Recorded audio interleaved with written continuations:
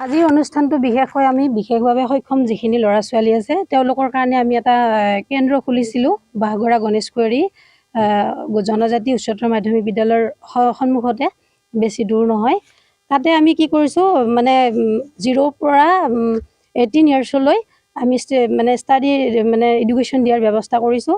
আৰু সেইমৰ্মে আমি বিচাৰিছোঁ যে কোনোবা যদি ল'ৰা ছোৱালী আছে, আমি আৰু বাইহাটা চাৰিআলিত এটা কেন্দ্ৰ খুলিব গৈ আছোঁ। তাতে যদি কোনোবাই এডমিশ্যন কৰিব বিচাৰে, আমি প্ৰথমতে তেওঁলোকক স্বাগতম জনাইছোঁ। আমাৰ চেণ্টাৰলৈ যদি আহি পেলাই তেওঁলোকৰ পাঠ্যক্ৰম সমাপ্ত কৰিব বিচাৰে, তেতিয়াহ'লে আমি বিভিন্ন ধৰণৰ এডুকেটৰ আনিছোঁ, স্পেচিয়েল এডুকেটৰকে ধৰি বিভিন্ন ধৰণৰ এডুকেশ্যন দিয়াৰ ব্যৱস্থা কৰিছোঁ।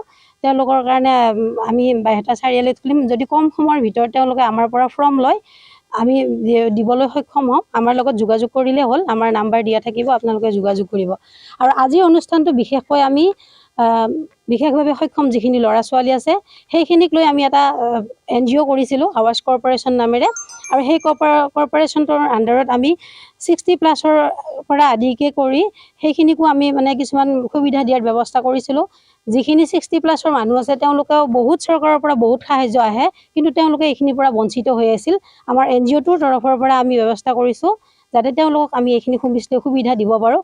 আমি নিজে গৈ এইখিনি যোগাযোগ কৰি আনি তেওঁলোকৰ কাৰণে প্ৰায় 34 বেনিফিচিয়াৰীৰ কাৰণে আমি হুইল চেয়াৰ কমৰ বেল মেচিন, এয়াৰ মেচিন, সেইটো এয়াৰ মেচিনৰো দিয়াৰ ব্যৱস্থা কৰিছোঁ। আৰু আমি বিচাৰিছোঁ অনাগত দিনত আমি ইয়াতকৈও যাতে ভাল সুবিধা দিব পাৰোঁ বেনিফিচিয়াৰীখিনিক। যিখিনি পাইপৰ পৰা তেওঁলোকে বঞ্চিত হৈ আছে, সেইখিনি পাইপ যাতে আমি তেওঁলোকক দিব পাৰোঁ, তাৰ কাৰণে আমি প্ৰয়াস কৰিছোঁ।